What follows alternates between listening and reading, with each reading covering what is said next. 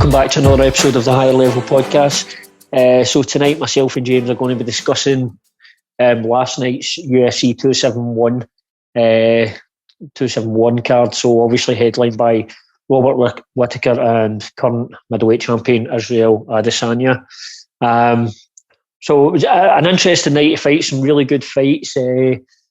Just first off, I want to talk a wee bit about judging. Mainly, it was some scoring in the Casey O'Neill and Roxanne Modafferi fight, and then the Arlovski fight.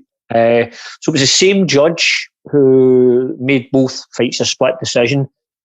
I'd say the O'Neill fight for me was a bit more baffling than the Arlovski fight, but the same judge in both gave Modafferi the win, and is it Van der Vela against Arlovski.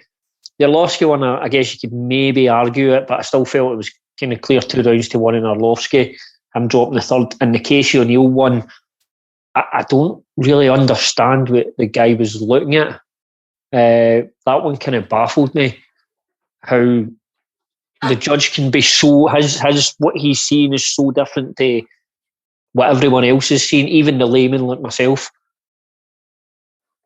Aye, that judge must have had a bad night. I think when you've got somebody making mistakes like that, and it's not like a one-off. They need to be almost investigated or something. But Casey O'Neill won that fight clearly 30-27. Yeah.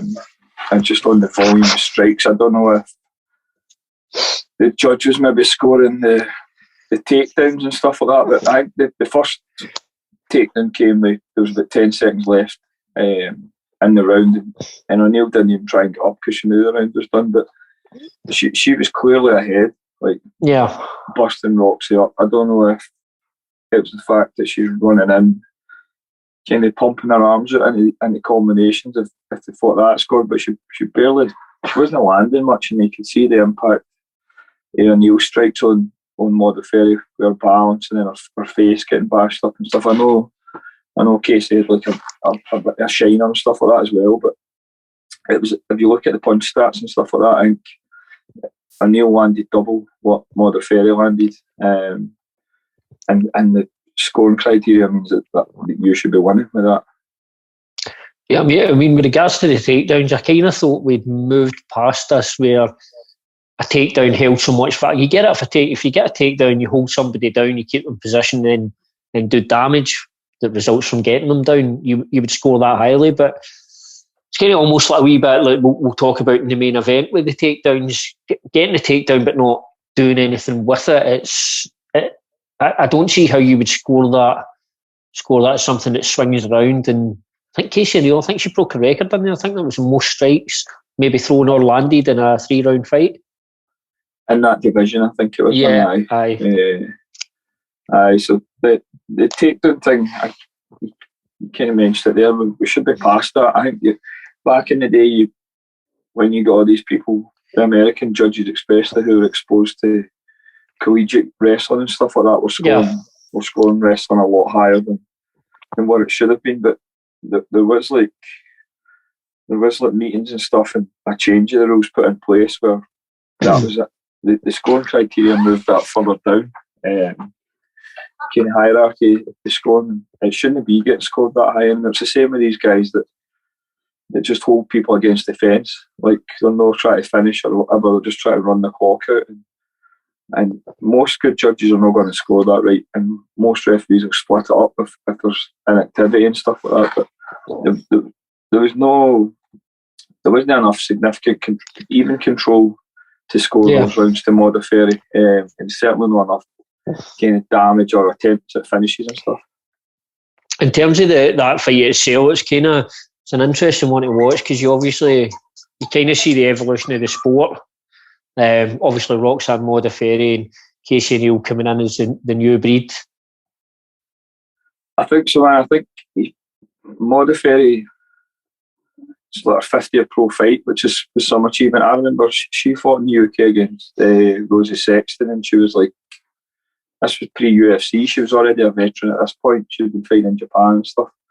And she's had some career, considering she's she's not athletic at all whatsoever. She looks awkward and kind of janky and stuff, and she still win fights. I was a little bit surprised that Casey O'Neill never finished her last night. I thought usually when you get somebody who, I think she had her first pro fight in 2003 or something.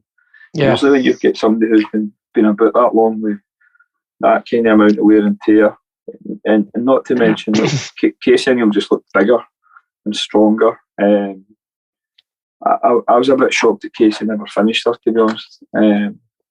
But props to Modafferi. She's went out. It wasn't like she got an absolute shit kicking. Even though the judges having it wrong, she looked like she was enjoying herself. It looked like she was in there having a proper fight. And it would have been nice for her to get in a win and stuff, but it was never going to happen against Casey O'Neill. And it was good that she's maybe not went out getting a bit of a beating or getting caught in submission. She's went out there with a hard fight. And obviously then Casey O'Neill had a bit of the incident with the post fight. I don't mind that, man. I think that's good for it. It shows character that she's not going to stand there and get booed. And she 2 minutes, mate. Let me just. So then, obviously, moving on for Casey O'Neill, we had headlining the prelims. We had Andre Arlovski. I mean, what that guy's been about for like UFC, is it like 38 or something like that? It's been a while. I think he was actually a UFC champion about 16 or 17 years ago. So yeah, he's still there. I know they mentioned in the broadcast that he was obviously had a spell out with the UFC, come back in 2014, and he did look like he was kind of done there. But he's managed to get himself back on a win streak. But you've got to feel like he's not a title contender anymore. I don't think that's a realistic thing for him. But he's still winning fights in the UFC, so why not go on? I think he's 43. I think he's the same age as me, so it's quite impressive that he's still winning. I think he's on a 3-fight win streak. But if you look at the guys he's been fighting, and it's all split decisions, I think as well. It's not like he's killing anybody. It's all arguable decisions, but it just kind of shows you the standard of the heavyweight division. I think when he's still doing that, I think obviously. The last kind of loss he had was Aspinall, which is like young, up and coming heavyweight, getting rid of him. Kind of what we expected with Casey O'Neill and Modafferi, but it's pretty cool that he's still in there. I think he's on serious money, him as well. I think he must go on like $400,000 or $500,000 a fight. So fair play to the guy when making that money for those type of fights. Yeah, and it's one of the things with the heavyweight division. Heavyweights seem to mature faster anyway, so they kind of bloom later. So you do see the heavyweights fighting deep into their 30s and obviously early 40s and stuff. Whereas obviously with the lighter weight classes, it's no really that doesn't really happen. But he's still making good money. He's got a good name, and he's probably a good guy for the UFC to use for people like a Tom Aspinall. He's potentially a guy that either, if you can get past him and convincingly you're on the rise in the UFC, if you can't get past him, then it's probably not a great sign for your future. I think that's exactly how they're using them. Like, yeah, a gatekeeper, but I mean a gatekeeper that makes a fuckload of money, a lot more than some of the champions in the UFC. So yeah, it shows the kind of flaws in that contract. If you can stay a bit long enough, and just keep going up through them, make decent money even for fighting. But the last couple of guys he's fought have been very great at all. Aye, and the other fight as well that sort of had title implications was obviously Cannoneer and Derrick Brunson. Now I kind of want to pair this up with the main event because I've got a couple of thoughts I'd like to run by you. So that fight in itself, it looked like Derrick Brunson was doing really well in the fight, and then he just seemed to get caught with a shot. But he just in that last round, did you see him starting to fade a wee bit? It looked almost like sometimes you'll get in fights where one guy's winning and comfortable, and then it's almost like the thoughts come into his mind that he's been he's doing everything that he wants to do against this guy, and pretty much having his way with the guy, and it's not working. It was almost like doubt crept in or something. I don't know if it was if he faded mentally or faded physically. I think he's a fair age as well, but it was an impressive showing to Cannoneer, that, because he definitely came from behind. And I don't think I've actually ever seen that with him before. He's usually either winning the fight or he's losing, and this was the first time I've seen him. It looks like he's losing. It looks like he's losing. Kind of ratings on the wall, and then the next thing he's came back and won the fight, and that's what you want. That's what fighting's all about. And it was a decisive finish as well. He's caught him with the shot, and then he's come back across. So like it's like a backhand, isn't it? Yeah, good finish. And what I like to see as well is you could see obviously when Brunson's on the ground, those elbows are coming in. I like the fact that his team threw in the towel, so it just shows they're looking to save their fighter. Aye, there needs to be more of that, man, to be honest. There's been some articles and stuff recently about how the culture of the sport, I think it was Mark Goddard actually, had been talking about how the culture of the sport kind of looks down upon that and stuff, but it's definitely something that should be done more, I think. No, 100%. I mean, if you've got a fighter in there and he's too tough for his own good, and if you as a corner know that there's no way for him to win, it looks like he's only taking your damage, because it's just saving the guy for another day. Aye, it's exactly that. I mean, he can go away, come back, and what's to say doesn't he eventually down the line end up fighting Cannoneer again and beat him? But those some of those seconds and minutes, once the guy's out there, that can shave a lot of time off your career, and then more kind of important, like can health implications in the long term for some of these guys. You know what I mean? So it needs to be done. There's when you're that close to the cage, there's times when you can tell like this is done. We're not going to win. It's not going to be our night. And sometimes it can be quite early on in fights, but you'll see these people just let their guy fucking stay in there and have to endure the rest of it. When it should be done more often, man. It would be done in most other kind of combat sports. I think even in certain countries where with boxing, if it's scheduled for 8 rounds and stuff, and somebody's so far ahead, they'll chop rounds off the end. Or I used to be in amateur boxing. I think it was where they were scoring on points. If you got like a lead, maybe 20 points, that was the fight done. Do you know what I mean? Like they were obviously scoring punches, which is different, but there should be something in place for that, where if there's skill discrepancy on the night is so apparent, you have to save the guy with a kind of lesser skill set. Aye, and with regards to that fight, I think we can pretty much take for what happened. Just Cannoneer is going to be up next, especially given how the main event went. The only way you could see maybe Cannoneer not getting the next shot is if Robert Whittaker won the fight, which obviously he didn't. So the main event, obviously Adesanya Robert Whittaker, the fight started off that first round. It's probably about as bad a start as Whittaker could have had in the fight, because it really looked in that first round that this could be a repeat of the first fight. That's not what happened, but it was certainly looking that way. Adesanya got off to an absolute flyer, but Whittaker came back actually. Close. It was a close fight. I scored it to Adesanya. But it was a very, very close fight, and the knockdown probably been the biggest moment in the fight. But I felt like Whittaker had like a big round 5 and stuff like that. But they two are so far ahead of everybody else in that division, I think. We've talked about Cannoneer and stuff like that, but he's not going to touch Adesanya. No. I mean, we've seen what Whittaker done to Cannoneer and Brunson, and it does look that way in the division, that Adesanya is clearly the number 1 in the division, that's no doubt, but it doesn't look like there's anybody that would be able to go through Whittaker underneath that. So it's a weird spot for the decision, for the division rather. And in the fight itself, Whittaker was obviously it was noted with the broadcast team with Bisping. He was really left-hand heavy. Now, you'll have a better understanding this than me. Was there a particular thing Adesanya was doing, or do you feel there was a reason that right hand wasn't following the left? I'm not sure, man. I don't know why he wasn't opening up more with combos, because he was having success with the jab. I don't know if he was maybe worried about getting countered if he opened up a wee bit more. It's kind of easy to see for the outside.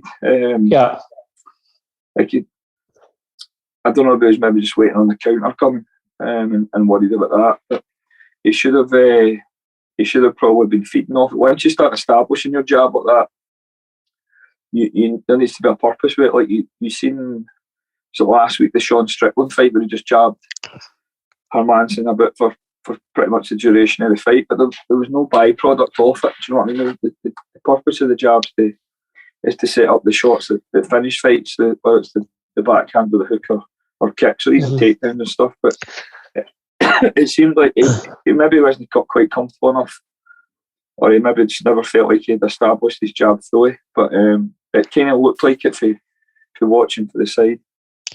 Yeah, because what I noticed watching the fight as well is he did, and I think it was in the 5th round, he did then throw the right hand a couple of times, and the right hand landed well. So that's kind of what was scratching my head. I was trying to work out why wasn't he throwing it. I thought it was just being really tentative, and he wasn't wanting to get, because of what happened in the first fight, where he was maybe throwing 1, 2, 3 strikes at a time, and that's where Adesanya caught him coming in. I think he definitely paced himself wrong. I think he should have started with, like, he obviously had to overcome the knockdown in round 1 and stuff like that, but then when he starts getting the jab working later on, 2 and 3, by the end of round 3 he should have been throwing the right hand and kicks and whatever off the jab, because he was already getting into a bit of rhythm with it there. But it definitely looked like he left it a wee bit too late to start building up, and that's probably why he won round 5. It's one of those things, man. The level the guys are operating at, he might have felt like he was ahead on the points in there just by using the jab. You know what I mean? But there's definitely an element there where in the first fight he overextended himself a wee bit, throwing combinations, and he got hurt for it. So he's maybe just a wee bit wary of that. And I think you've got to factor in, obviously, as you've commented on there, the skill level of the guys is top. And then when you put just the physical advantages Adesanya has, a 7-inch reach advantage, that is massive, especially against a guy like Adesanya whose striking is precise, his movement's great, and it's just such a difficult thing to overcome. And he knows how to use that height and reach. Like his game's really, really built in about that advantage. The fact that Whittaker was out jabbing him was impressive, considering the reach advantage.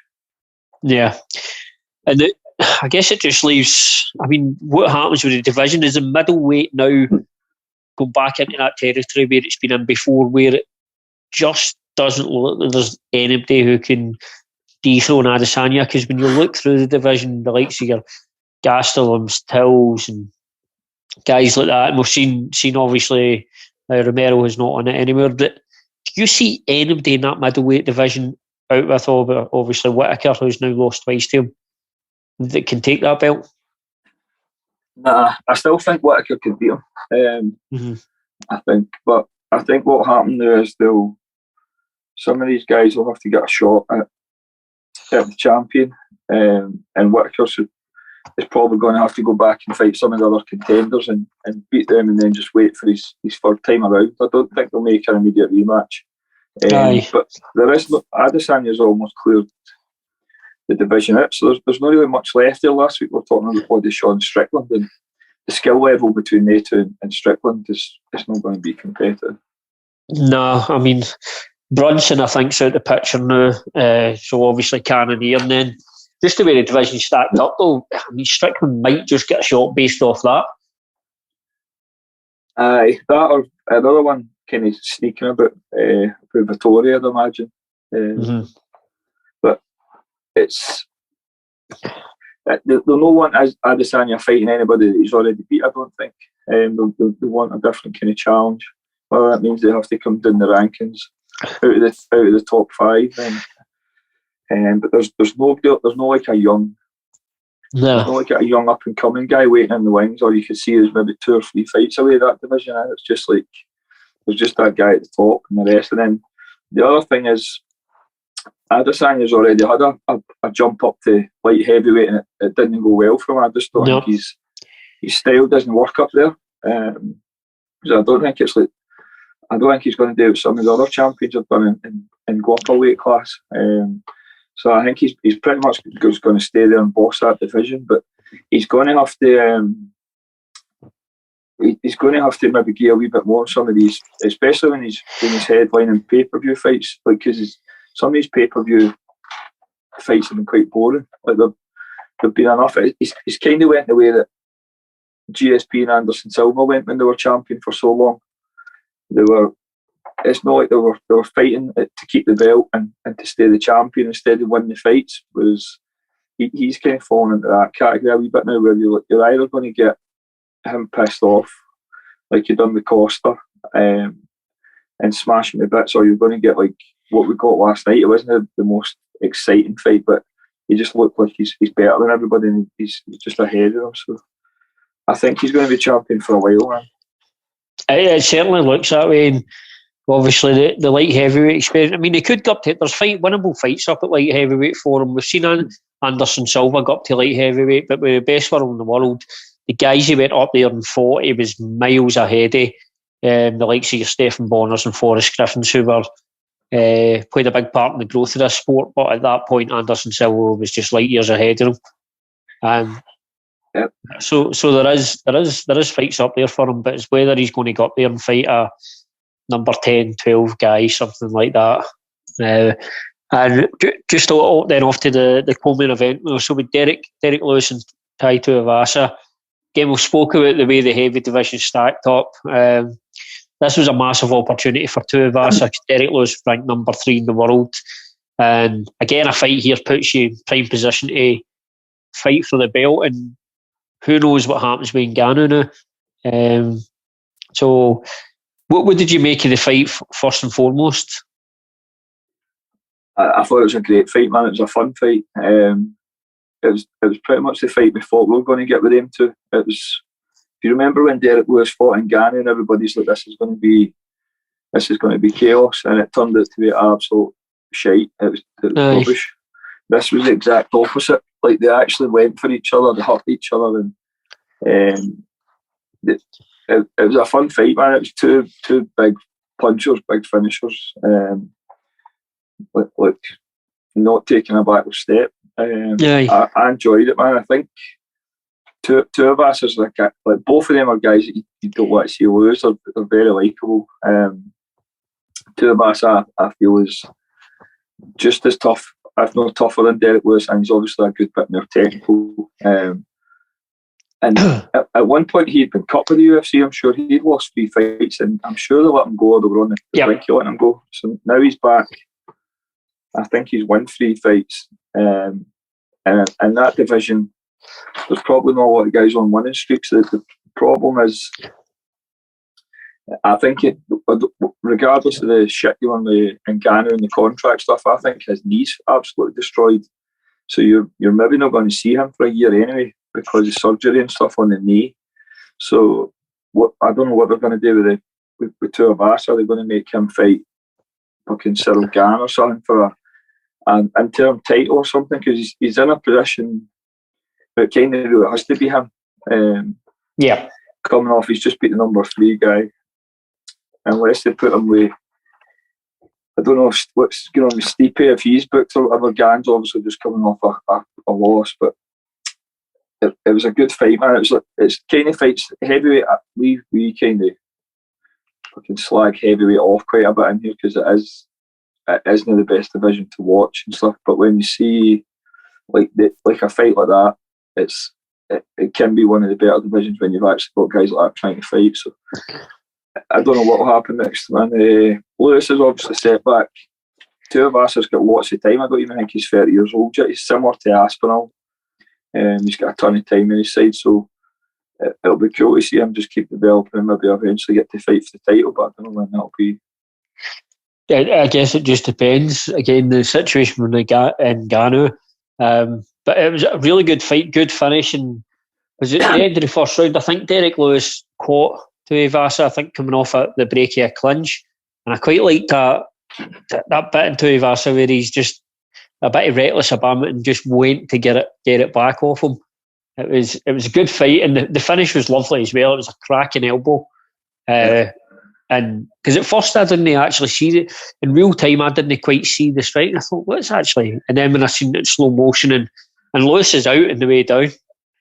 Yeah, it was a face plant. It was a nice short elbow, but that thing with Tuivasa getting hurt, there's not a lot of those heavyweights come back when they're hurt. Like, especially against big finishers, normally when they get hurt, that's it. Like, you've seen it with Aspinall when he fought Arlovsky, when he hurt him, then he got rid of him. But Tuivasa's definitely got that in him, man. I think he's just a big, hard bastard, really. You know, like, you see the guys who runs about with Mark Hunt and all that, like that squad of guys would just be an absolute nightmare for anybody.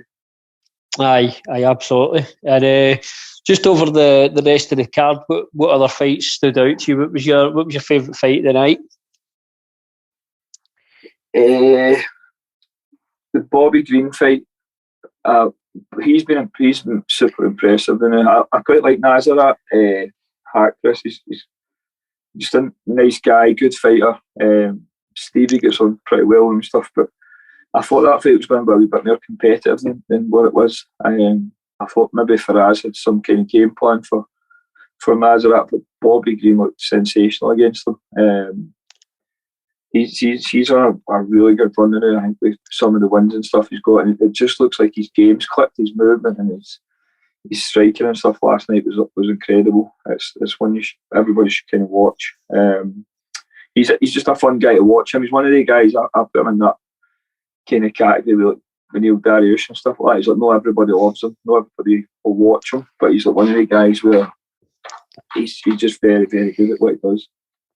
Yeah, and like you say, Bobby Green did have a bit of a dip there for a while, but it does seem to. It's weird that have you seen that with fighters in the gym where maybe the results just aren't coming, but something either mentally, physically, or just everything seems to just click into place and it just starts working. And you would imagine then that confidence grows as well, and that confidence breeds success as well. I think so, man. I remember maybe about 2017 and stuff, thinking Bobby Green would be a good fight for Stevie.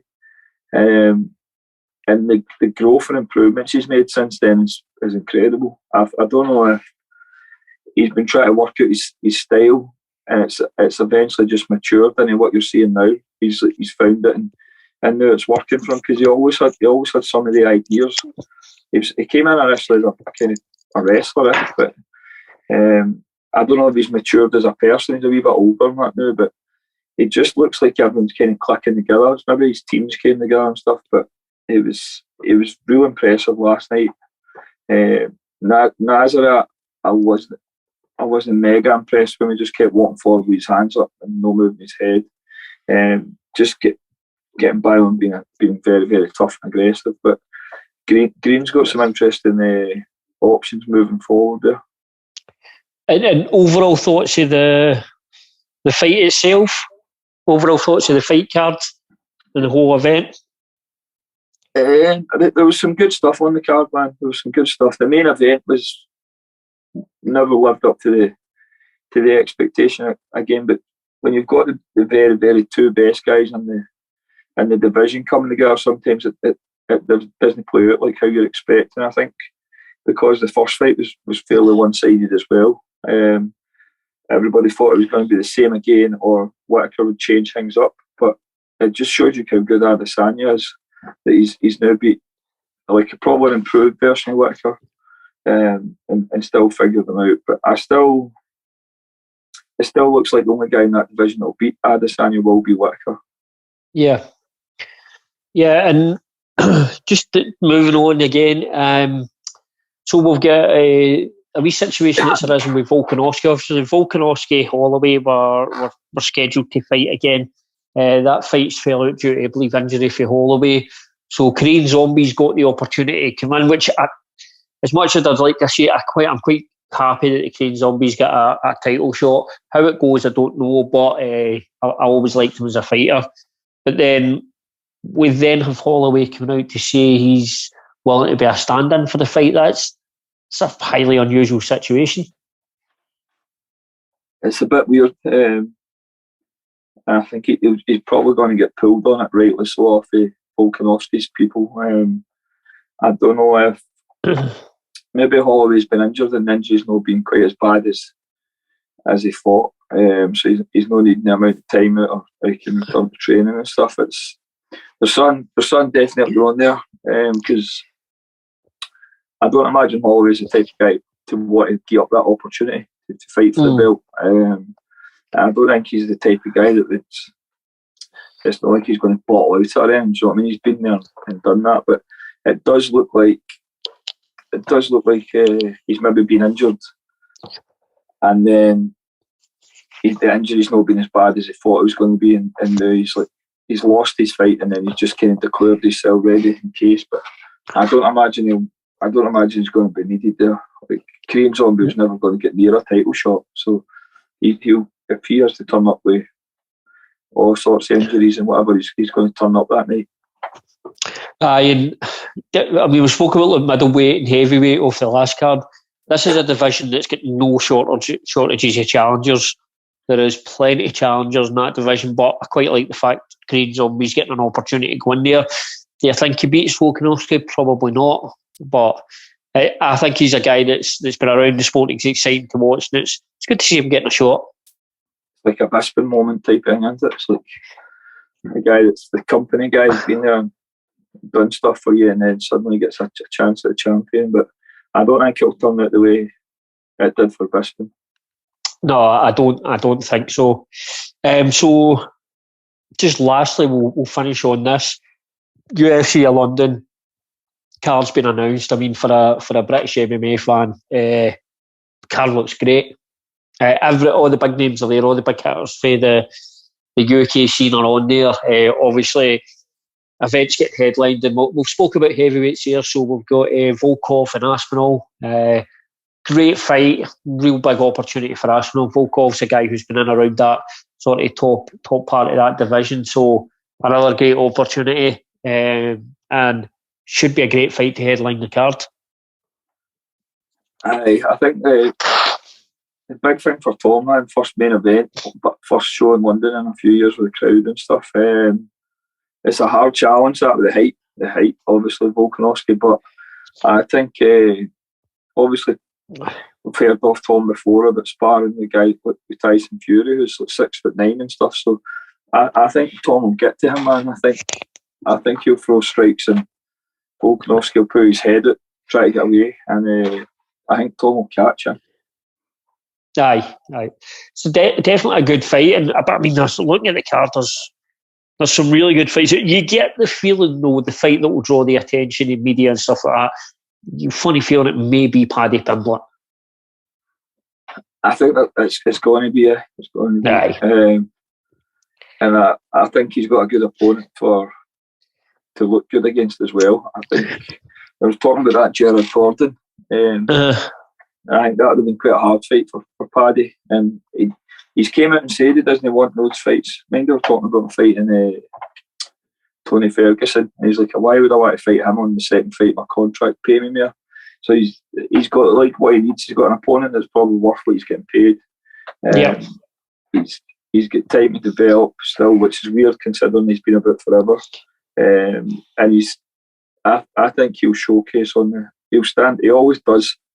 He always finds a way. He's kind of stealing the show anyway. But I think he'll do well in that fight, man. Yeah. So it's going to be, and it's good. It'll be good just to see them in London as well. One guy I'll be keeping my eye on the card is obviously a young guy that I've followed through his amateur career, and that is Mohammed Mokayev. He's obviously now come into the UFC. He's a really, really talented kid. He's and his stand-up's getting a lot better, but he's got all the attributes to be a top guy in the UFC. I think I'm happy he's in the UFC, that kid. It's where he was always going to end up. I hope they don't rush him. I hope they don't rush him and chuck him into the top end of that division far too quick, because he is a pretty young kid. the level of competition he's been fighting, although it has been gradually increasing and stuff like that, it's not been the same as the UFC guys. Like his last fight, I think, was Blaine O'Driscoll, which was a good, solid fighter. But there's some different animals in the UFC at that weight class. But that kid has got the time and the potential to go really far in the sport. He's got a massive following as well. He fought on the Brave show when I was there with Callum. And he's very similar to Paddy Pimblett with the following, and he's got stuff going away outside of the cage as well. So there'll be a lot of eyes on him, and it'll be interesting to see him on the big stage. I think sometimes when I see him, there's less of a worry of somebody beating him than there is of him getting reckless and doing something wild and making a mistake, because sometimes the occasion gets to that kid and he's so eager to go.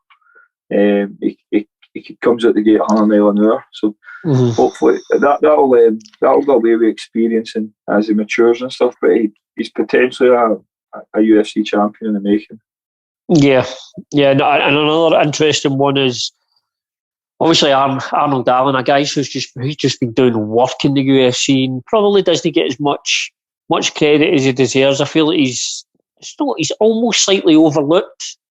It feels like, but this is a fight that I think will get attention, and it's interesting because Dan Hooker has obviously dropped down to 145, and I've got to say, when I heard he was making that drop, I was surprised because Disney looked like a guy that can make 145.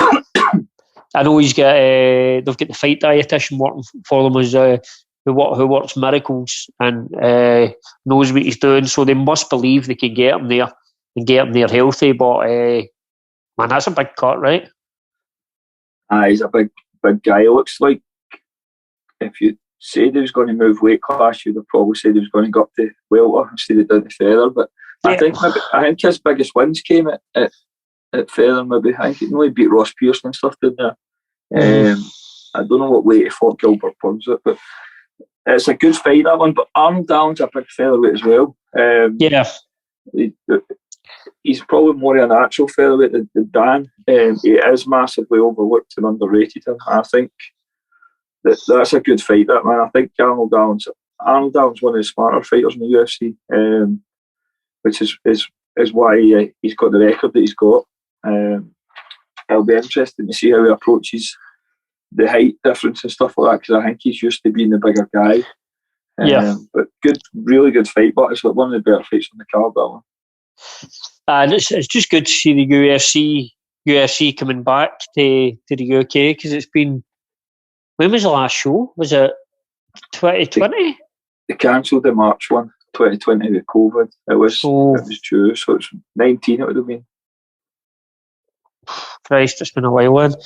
And if I'm not right, because I looked over the card and I couldn't see Paul's name. Is Paul on that card? Paul Craig? He's fighting Nikita Krylov. Krylov on that card? Big guy. He'll be on the main card, I'd imagine. Aye, I would have thought so, but just when I looked up the card, I couldn't see Paul's name on it, but I was pretty sure he was on it. Again, another big one for Paul. I mean, this gets him. He's managed to break out the top 15, and obviously this then a win against Krylov it puts you in that top 10. And I think in the light heavyweight division, again, it's like a lot of the lightweight classes that going for breaking into top 10 to getting a title can take a lot of time, but you can really move things along in the light heavyweight division, because again, the light heavyweight division's I mean, who have you got coming through now? That Jan, is it Prokeski or it's got crazy hair? Jiri.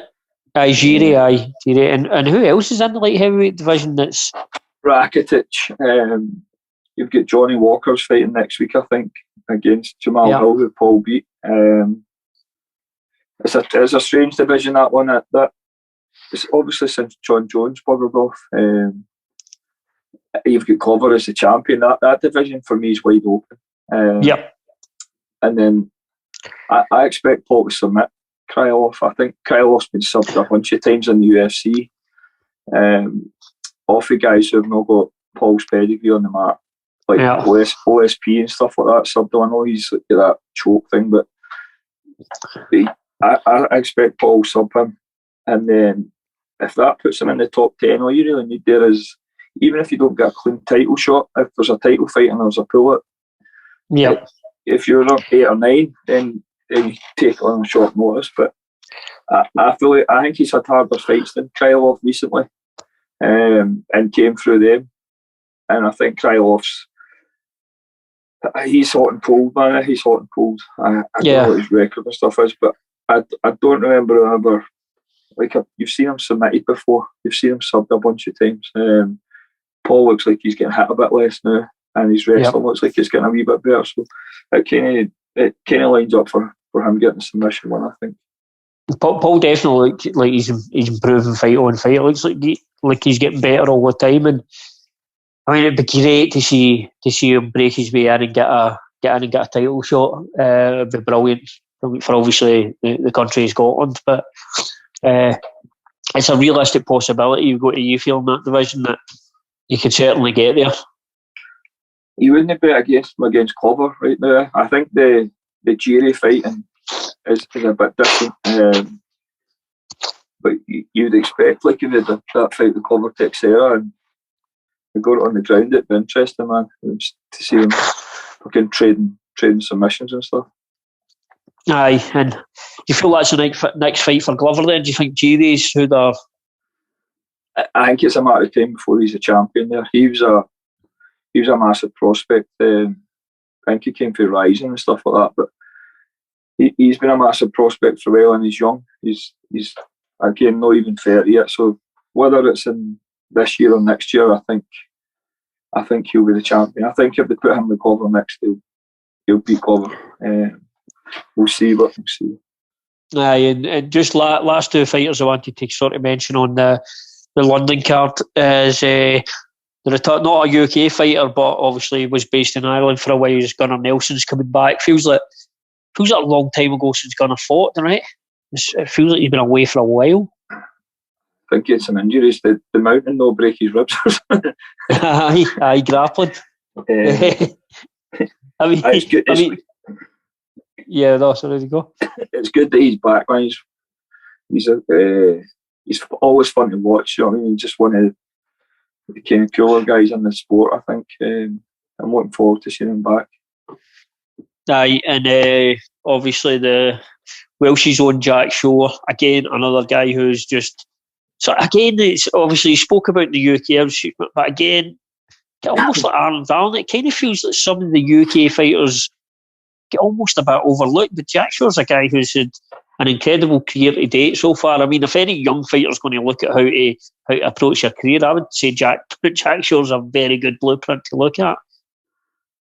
He's everything you want a modern MMA fighter to be. He's just, Arnold Allen's the same, man. They're so well-rounded, good athletes. I think the fact they're in the UK probably is why they don't get the noise. If they two were American or Brazil, or even Brazilian or maybe Russian, they would be fucking all over them. Do you know what I mean? But they're kind of just quiet, normal guys. But one for Wales and one for wherever it is, fucking Arnold Allen's for Colchester or something, whatever. But it's like they've not got like the personality like Paddy to sell the fights, but they do other talking in the cage, and they two are the two best fighters we've got in this country. Maybe them and Leon Edwards in there as well. In terms of they're very, very good everywhere. So it'll be interesting to see them. That's another kind of level up for Jack again, I think. But he's not showed any signs of not being ready for that level. No, he seems to every time he goes in there, every challenge that's put in front of him seems to rise to it, and he just again another guy that just seems to be getting better and better every time, and a guy you would definitely feel could be a future title contender in that division. I think so, man. I think so. His dad's done such a good job with him. Like we spoke about him before, but obviously we've had him on the show before, but he's run through amateurs and then winning the IMAFs and then going to Cage Warriors and then just building up, winning his belt, defending his belt, and then just everything he does is just it's almost like the perfect formula that you'd want a fighter to follow. And again, every time you see him, it just looks better. You can tell he's just doing his fight and going back to the gym and improving.